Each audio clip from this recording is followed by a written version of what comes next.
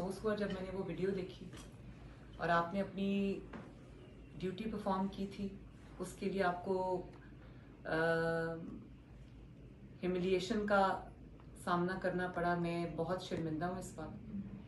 तो मुझे ज़रा बताओ क्या वाकया क्या हुआ था उस दिन? मैडम, हम रूटीन की गश्त कर रहे थे, 15 की कॉल पे जा रहे थे। गली में 2-3 गाड़ी 15 पे क्या कॉल आई थी आपको? कोई लड़ाई झगड़े टाइप थी। अच्छा, फैमिली की। ओके। तो उधर जा रहे थे तो रास्ते में ड्राइवर कहता कि सर 2-3 गाड़ियाँ खड़ी हैं, मशकूक लग रही हैं। एक बाजार सा था उसमें, मैंने कहा चेक कर लेते हैं।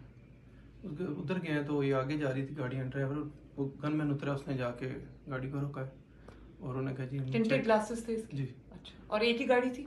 2 गाड़ियाँ थी, दो गाड़ी, एक कार थी। हाँ। और एक पजेरो टाइप थी। ठीक है। तो उसको रोक के उन्होंने चेक करना शुरू किया पीछे। और ये इलाका कौन सा था? शादीपुर है, नजम पार्क के पास। अच्छा, भगवानपुर में जी। अच्छा। तो एमपीए साहब उतरे हैं, उन्होंने पहले लड़के ने चेक किया, बाद में उन्होंने उतर के कहा जी मैं इस इलाके का एमपी हूँ, तो आपने मेरी गाड़ी क्यों चेक की है? तो मैंने कहा सर मैंने अपनी ड्यूटी की है, अगर आप एमपी लड़कों को, मैंने कहा ठीक है छोड़ दें। तो मैंने कहा जी मैंने अपनी ड्यूटी की है तो इसमें तो कोई बुरी बात नहीं है। नहीं जी मेरा इलाका है, आपने मेरी इज़्ज़त नफ्स मजरूह की है, ये मेरा इलाका, मेरी इंसल्ट हुई है, ये आपने बहुत गलत किया है, मैं ये एक्शन लूँगा, मैं एहतजाज कराऊँगा। मैंने कहा सर मैंने अपनी ड्यूटी की है, मैंने ऐसा कुछ नहीं किया।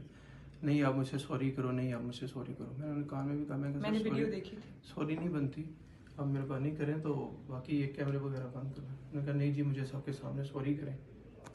तो मैंने रब्ता करने की कोशिश की, ऐसे साहब का नंबर नहीं था मेरा। तो बाद में फिर मैंने उनसे कहा, मैं जी अगर मेरी वजह से आपकी इज़्ज़त नफ्स मजरूह हुई है तो मैं उसके लिए सॉरी कर एक्सक्यूज़ कर लेता हूँ, मेरा मैंने कहा इज़्ज़त में कोई फ़र्क नहीं पड़ता इससे।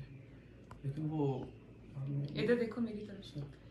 यासिर, आइंदा आपने अपनी ड्यूटी करने पे कभी किसी से माफ़ी नहीं मांगनी। आपने अपनी ड्यूटी की थी जी। आपने उनको चेक किया था, वो आपकी जिम्मेदारी थी जी। आपने की जी। और आइंदा कभी किसी से अपनी जिम्मेदारी पूरी करने के लिए माफ़ी नहीं मांगनी जी। बिल्कुल ठीक है जी। आपका काम यही है और इसी काम के लिए आपको जो है वो स्टेट ने रखा है। तो आपने अपना काम अच्छे तरीके से किया, पूछा, चाहे एमपीए हो, एमएनए हो, चीफ मिनिस्टर हो या कोई भी हो, कानून से बड़ा कोई नहीं जी। तो आपने जो किया बिल्कुल ठीक किया और इस बात पे दिल छोटा ना करना। आई एम सॉरी आपके साथ ये हुआ है और मैंने अपने एमपीए को भी मैंने शो कॉज नोटिस दिए, वो जवाब देंगे उस बात का कि उन्होंने ऐसा क्यों किया, लेकिन ऐसा नहीं होना चाहिए। तो आपको अपने बिल्कुल आपने इस बात को दिल पे नहीं लेना और बिल्कुल उसी जिम्मेदारी के साथ अपनी ड्यूटीज जो है वो डिस्चार्ज करनी है। ठीक है। कमयाना साहब, इनकी फिर ट्रांसफर क्यों किसी ने कर दी? वो डीआईजी साहब ने इमीडिएटली रिपोर्ट लिखा दी कि अगर इस किस्म का कोई भी वाक्य हो तो आपने पहले मुझसे बात करनी। मुझसे बात करनी, उस मेरे पूछे बगैर कोई एक्शन नहीं लेना। ठीक है।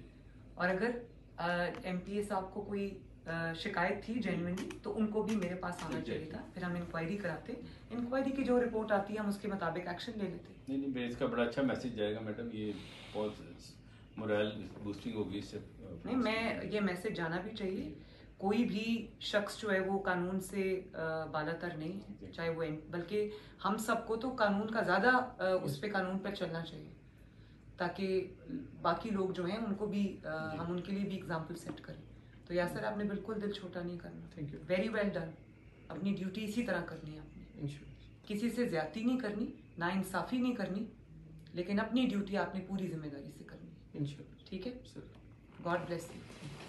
Okay madam. थैंक यू कमयाना साहब, वेरी गुड। खुदा हाफिज़ यासिर। खुदा हाफिज़।